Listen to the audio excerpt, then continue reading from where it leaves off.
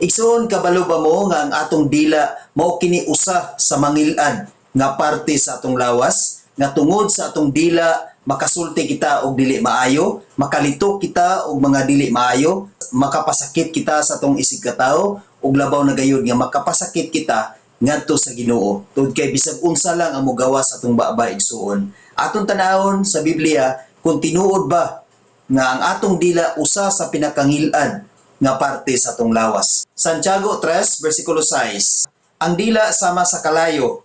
Kini mao'y usa ka mangilad nga kalibutan nga bahin sa atong lawas. Og nagbuling sa tibuok lawas og nagpasilaob sa tibuok natong kinabuhi sa kalayo nga gikan gayud sa impierno.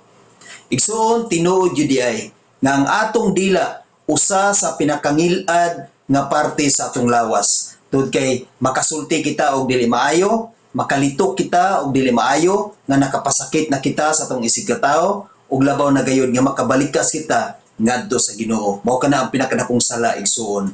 Mao ang atong dila nag-ingon ang Biblia nga ang atong dila sama sa kalayo. Nga bisan unsa kagamay sa kalayo, kaya niyang sunugon ang tibuok lasang. Ingon ana usab ang atong dila igsuon. Bisan unsa kini kagamay, apan sakit gayud kini kaayo kung makalitok kini og dili maayo. Maong igsuon, ang Biblia nagtudlo og nagpahinumdom sa atoa na ato gayong gamiton ang atong hunahuna ug ang atong kasing-kasing aron dili kita makasulti ug dili maayo sa atong isig katawo ug labaw na gayud nga dili kita makasulti ug dili maayo ngadto sa Ginoo. Tungod kay kung atong patuyangan ang atong dila igsuon, kung atong patuyangan ang atong hunahuna nga dili maayo, nga mao'y mulitok ug mugawas sa atong baba, makasulti na gayud kita og dili maayo ug tungod ni ana malaglag kita sa impierno.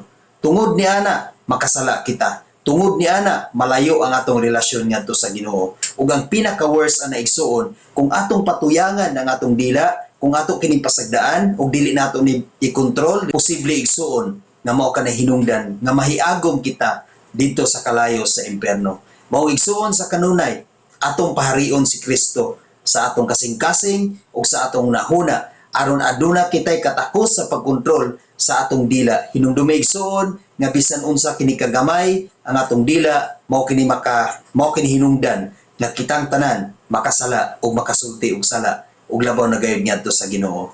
Amen. God bless sa tanan.